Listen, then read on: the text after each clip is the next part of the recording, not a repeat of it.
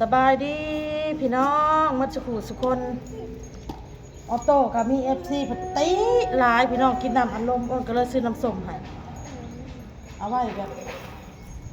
เอาไว้อีหยังเอาไว้อันเงินแทนน้ำอัดลมหั่นนะให้อยากกินมันบ่ให้กินก็ได้เลยซื้อคนนี้มานะดักไว้นั่นดิเฮ็ดดีๆเฮ็ดดีๆเบิ่งมากินหน่อย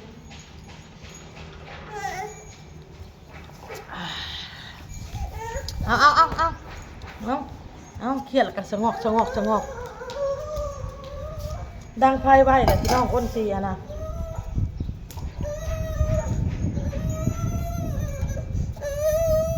เมื่อยเอา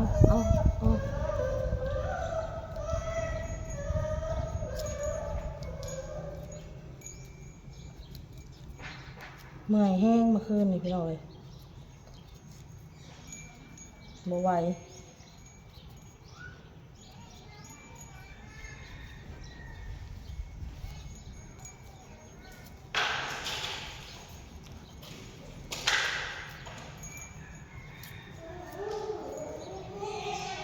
เจียวได้เห็ดซ้ำมีแต่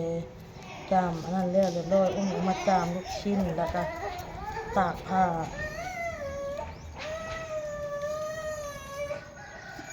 เอาขี่กับตีกระป๋องอยู่ขอโทษขออภัยนะFCมาจากทุกคนเด้อพี่น้องเลย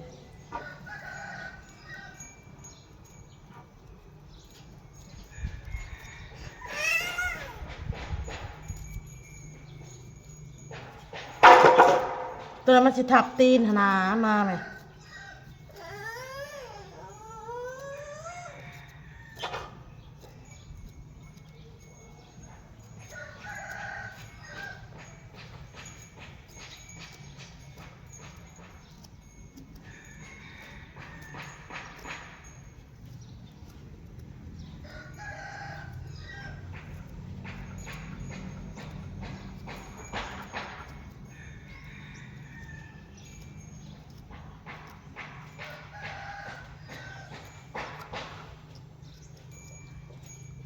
เห็ดเจียวคิง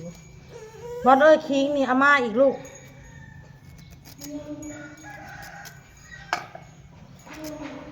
คิงอาม่าอีกมาลูกมาแม่แกะมาโอ้ยส่งกับทีดีอะไรนี่เบ้ยตู้ยา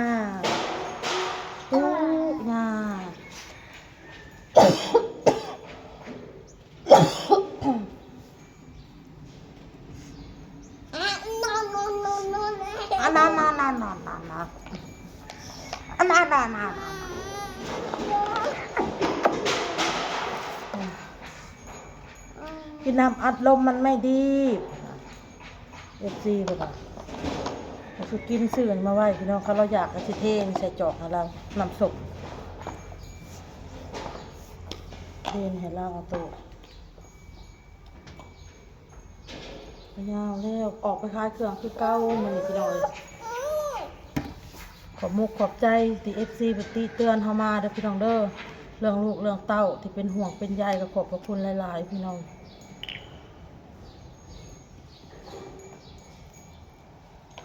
ขอบใจอันที่เลี้ยมน้ำพี่น้อยที่เลี้ยมไปกะเลี้ยงเบี้ยคือ100นึง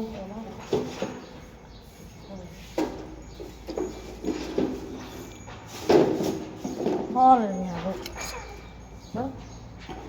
มองลูกมอง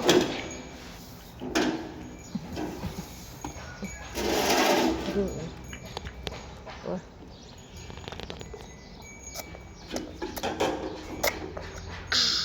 เรียนของขอบใจละลายด้วยเรียนเด้อขอให้เป็นมีแต่โชคแต่มานแต่ร่ำแต่รวยพี่น้องเลย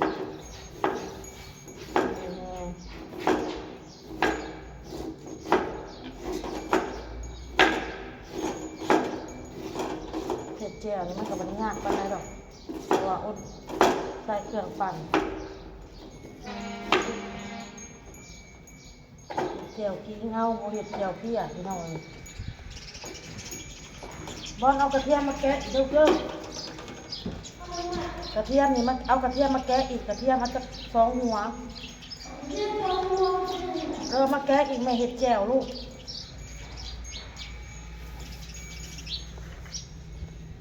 ขอบคุณหลายๆเพิ่นกาโทรมาคุยน้ำลมน้ำพี่น้องเอ้ยเพิ่นว่าอยากให้เบาเต้น่ะหยุดงานวันหนึ่งเพิ่นถามว่าอันเบาเต้ทำงานได้วันละเท่าไหร่อ้นก็เลยบอกว่าวันละ230 บาทหรือว่า50 บาทประมาณนี้แหละตีเป็นเงินเดือนเบาเต้ก็เลยบอกว่าให้เบาเต้หยุดงานได้ไหมแล้วพี่จะจ่ายค่าแรงให้เบาเต้นอกพี่เรียนแบบว่าแล้วให้เบาเต้ได้อยู่กับครอบครัว1 วันความหมายของเพิ่นก็อยากให้เบาเต้ได้อยู่น้ำลูกน้ำเมียไปสินะพี่น้องให้อยู่น้ำครอบน้ำครัวความหมายของเพิ่นนะเบาเต้บ่หยุดเบาเต้ว่าอยากไปเฮ็ดงานหลายกว่าเพิ่นก็เลยว่าขอบใจอันพี่เลี้ยมหลายๆเพิ่นก็ได้ลมได้เว้าว่าได้ลมได้เว้าถ้าเบาเต้เศร้าเพิ่นก็ลมเพิ่นก็เว้าเพิ่นก็ขอบมุกขอบใจน้ำพี่เพิ่นหลายๆเนาะเพิ่นก็บางดีเพิ่นจะให้ครอบครัวเฮาได้อยู่นำกันเพราะว่าคือ FC ฮู้แหละแล้วเพิ่นก็สิได้รับรู้นำอยู่ว่าอ้นกับเบาเต้น่ะมีปัญหากันอยู่เนาะพี่น้องเนาะมีปัญหาเรื่องที่นิสัยของเราเปลี่ยนไปการกระทำของเราเปลี่ยนไปเนาะก็มีปัญหากันอยู่แล้วเพราะว่าเบาเต้ก็หลังจากที่ขอเห็นคลิปไปเราก็สิได้เบิ่งคลิปนั่นแหละก็รู้สึกว่าใครแน่เนาะพี่น้องรู้สึกแบบใครแน่ขึ้นมาหาการอารมณ์ที่แบบว่ามีแต่งุ่นงิดอย่างง่ายก็คือรู้สึกว่าอารมณ์เราดีขึ้นนะแต่พอหลังๆพออ้นหยุดเว้าอ้นเศร้าเว้าก็เริ่มเป็นอีกแล้วเนาะพี่น้องเนาะแต่ก่อนนะทางบริษัทเพิ่นสิตัดเงินเดือนถอยกระตัดขาดมื้อละเดือนหนึ่งขาด5 วัน 4 วันอ้นบอกว่าบ่อยากให้ขาดหลายอยากให้เบาเต้ตั้งใจเฮ็ดงานบ่อยากให้เบาเต้ขาดเบาเต้ขาดได้ค่อยเมื่อยได้ค่อยสิขาดค่อยสิเมื่อยค่อยอยากพักผ่อนเราเนาะคันว่าผัวเมื่อยผัวอยากพักผ่อนขาดก็ขาดพักผ่อนก็พักผ่อนมาคิดใส่ว่าอันที่เรียกเลยอยากให้หยุดนะอยากให้หยุดงานแหละความหมายของเราความหมายของเราอยากให้หยุดงานมาอยู่กับครอบกับครัวที่ทำอะไรกิจกรรมอะไรกับลูกกับเมียก็ทำออกไปขายของด้วยกันหรือว่าอ้นก็หยุดขายของแบบใส่ชีวิตอยู่นํกันแบบสินะ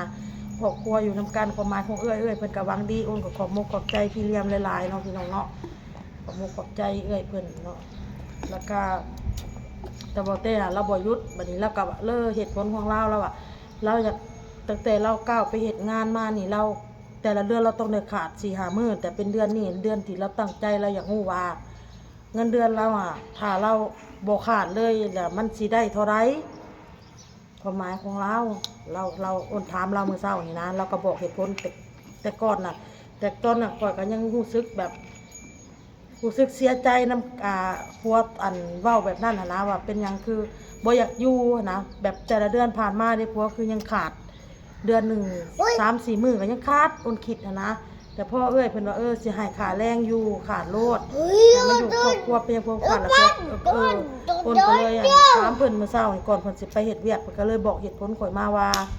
สิบ่อยากขาดแต่ละเดือนข่อยขาดเลยมันมีอัน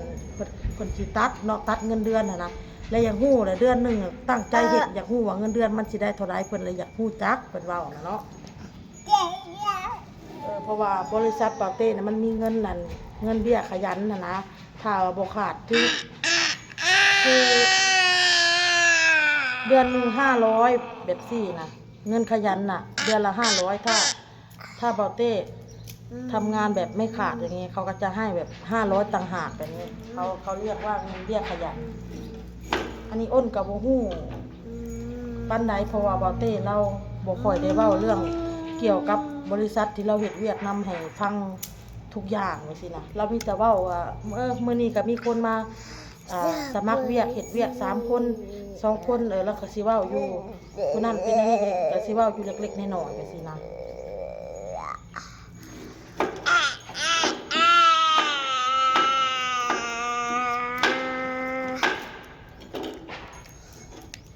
แบบว่าพี่เรียนเขาว่าบ่าวเต้กินเบียร์ไหมแล้วบ่าวเต้จะกินเบียร์ไหมบ่าวเต้เพิ่นบอกว่าเพิ่นเมื่อยเพิ่นบ่กินเพิ่นสินอนพักผ่อนความหมายเพิ่นน่ะอยากให้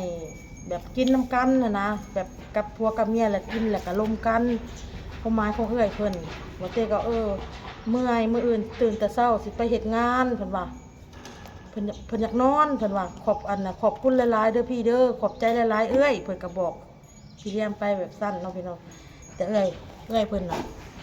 ก็หวังดีอะไรอยากให้ครอบครัวเฮาร่วมกันคุยกันให้เข้าใจกันมีหยังที่อ้นของใจกับผัวก็อยากให้ถามหรือว่าผัวของใจหยังกับข่อยก็ให้ถามข่อยสินะเราหวังดีนะพี่น้องอ้นก็ขอบมกขอบใจพี่เลี้ยมหลายๆพี่น้องเลยที่หักครอบครัวแล้วก็ที่หวังดีเด้อพี่น้องเด้ออ้นก็เลยเพิ่นให้มาอ้นก็ไปซื้อเบียร์มาอ้นก็นั่งกินกับเอื้อยเพิ่นแหละแล้วก็เอื้อยเพิ่นก็มีธุระเนาะเพิ่นก็ไปคุยธุระเพิ่นต่อพี่น้องเอื้อยเพิ่นก็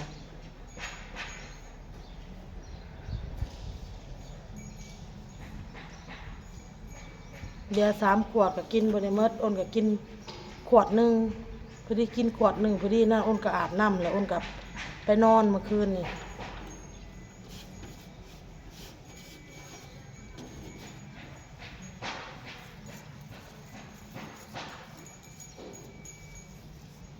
เพราะว่าอ้นก็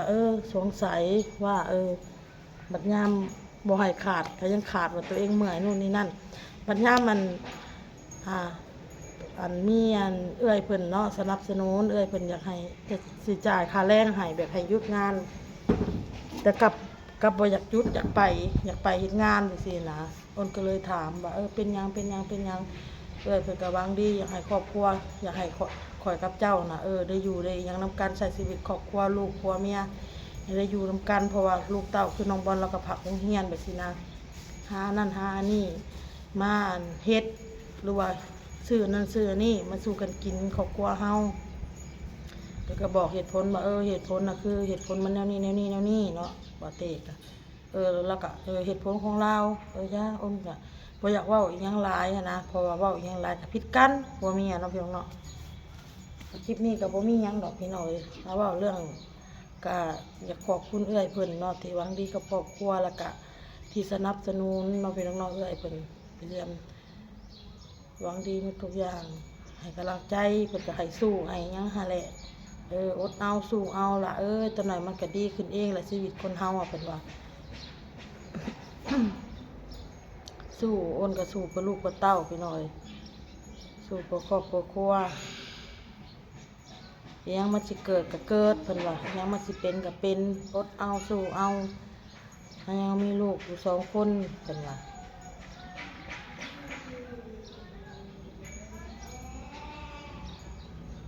แต่อ้นน่ะคันมีโอกาสอ้นก็อยากแบบอยากใช้ชีวิตอยู่แบบ2 คนกับผัวอยู่นะพี่น้องแบบอยากคุยอยากเปิดอกว่าข่อยมีความคิดนะนี่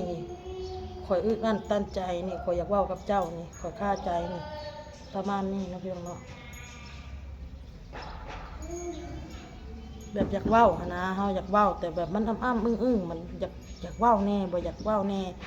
บางทีก็เกิดไปเกิดมาเขาเฮ็ดเวียกมาเมื่อยเฮาก็บ่อยากแบบเซาซีเขาจุกจิกเขาว่าสินะบางทีเราไปเฮ็ดเวียกเฮ็ดงานแล้วก็คบหมู่คบครูมีหมู่มีครูแล้วก็เวลาการที่อยู่กับครอบครัวเฮาก็เริ่มเพิ่นห่างกัน